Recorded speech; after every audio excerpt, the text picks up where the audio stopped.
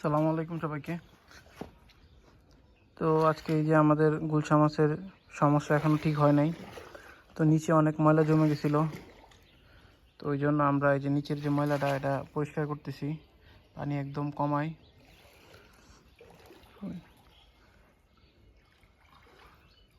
গুলশা মাছের সবচেয়ে বড় সমস্যা হয়েছে এই যে নিচে ময়লা জমে যাওয়ার যে ব্যাপারটা। তো ওটা আমরা আজকে দেখি, চেষ্টা করতেছি সব ময়লা করা যায় কিনা।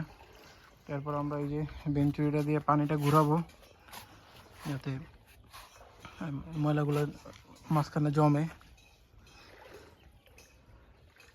এই জায়গায় আমরা ওই যে ইটা দিয়া পানিটা ঘুরাইতেছি বেঞ্চুরি।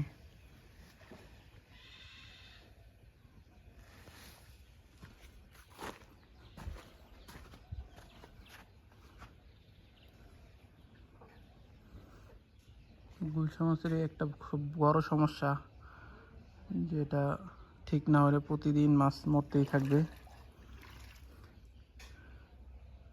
আমাদেরও যেটা হইতেছিল আর কি, ওই যে মাঝখানে দেখা যায় দু একটা মাছ মরা আছে।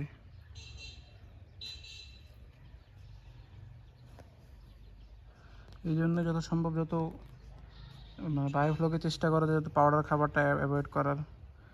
যেহেতু আমরা আমাদের পাউডার খাবার দেওয়া লাগছে, ওই কারণে এই ময়লার এটা বেশি হয়েছে।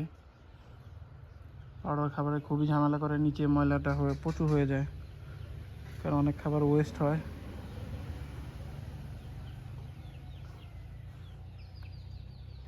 তো ওই পাশে পানিটা দিতেছে।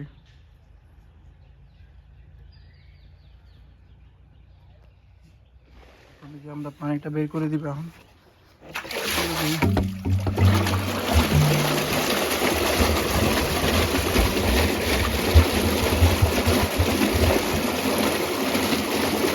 ময়লা বের হতে টুকটাক অল্প অল্প পানিটা যত ঘুরবে তত বেশি ময়লাটা বের হয়ে যাবে।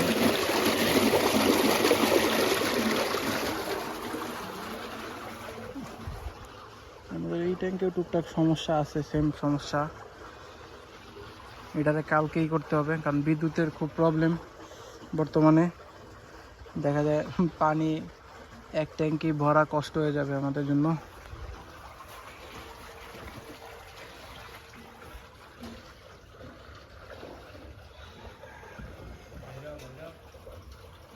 টুকটাক ময়লা বেরোইতেছে।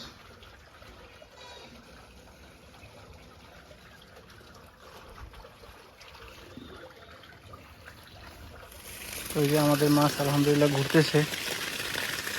এদিকে আমরা পানি ছেড়ে দিছি, প্লাস ওটা যে প্রেশার তো যাচ্ছেই।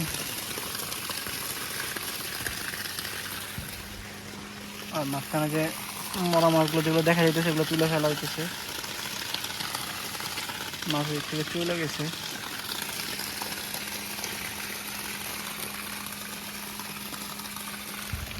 এই জায়গায় আমরা 50 গ্রাম পটাশ মারতেছি।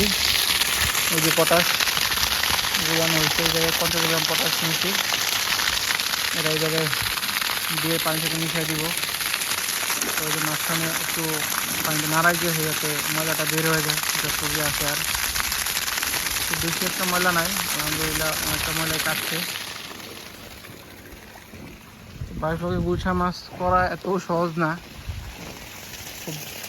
খুব বেশি প্যারাদায়ক গুলশা আর শিং মাছটা। শিং মাছের তো আলহামদুলিল্লাহ আমাদের যে একবার ভাইরাস ধরলো, এরপর আলহামদুলিল্লাহ সমস্যা হয় নাই, কিন্তু গুলশা মাছের সমস্যা কাটতেছে না।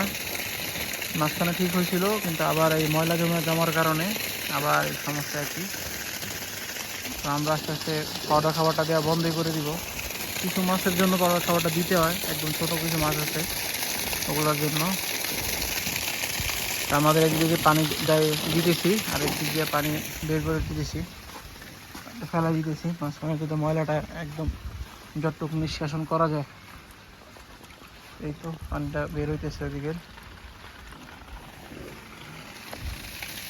এখন আমরা পটাশটা দিয়ে দিব আর আউটলেটটা বন্ধ করে দিব। এই জায়গায় যে মাছ জমে এসে দেখা যাচ্ছে।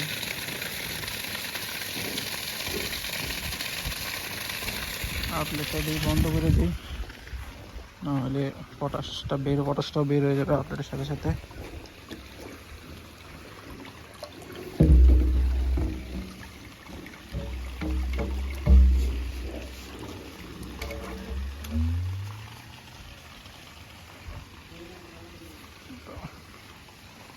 প্লেট লাগাই দিছি আমরা।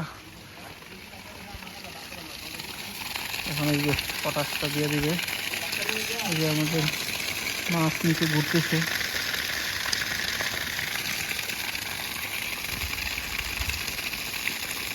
ছিটাও ছিটাও পটাশটা ছিটাও, সুন্দর করে ছিটাও। এই যে কাজের ফাঁকে আমার ভাই নাস্তা নিয়ে আসছে। এটা আমাদের দুপুরের খাবার, আমরা সবজি খাই। এটা আমাদের এই যে মানে নিজেদেরই সবজি। ওই জায়গায় পেঁপে গাছ টাছ লাগাইছিল, পেঁপে ওই যে ওই জায়গায় আমাদের ওই যে গাছটা দেখা যাইতেছে। এই যে পানি যাতে একদম কালারটা আসে, উপরে পটাশটা মারতে হবে। তো ওই যে পটাশটা দেওয়ার সাথে সাথে পানি কালার আসতেছে।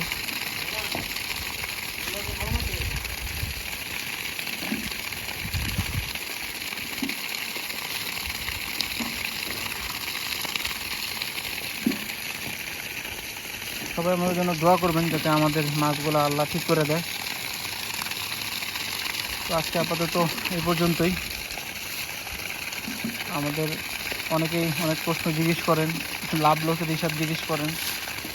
তো লাভ লসের হিসাব তো আসলে এভাবে বলা কঠিন, কারণ আমরা কই মাছের যতটুকু আমাদের উৎপাদন হয়েছে ওটা আমরা দিছি, খরচটা বলে দিছি। কিন্তু আমরা কতটুকু কী লাভ হয়েছে না হয়েছে এটা আমরা দিই নাই, কারণ খুব আহামরি একটা প্রফিট হয় নাই, কারণ আমরা বাজার খুবই খারাপ পাইছিলাম। তো ওই কারণে ওইসব মাছ থেকে সরে আসতেছি। আর আমরা নিজেরা ইনশাল্লাহ সামনে ইচ্ছা আছে যে আমাদের ভোক্তা পর্যায়ে মাছ যাতে আমরা দিতে পারি সেই ব্যবস্থা করার। তো দেখা যাক কী হয়, আপনাদের তো পরিণত ইনশাল্লাহ আপডেট দিবই। তো আমার জন্য দোয়া করেন। আজকে এই পর্যন্তই। আসসালামু আলাইকুম, আল্লাহ হাফিজ।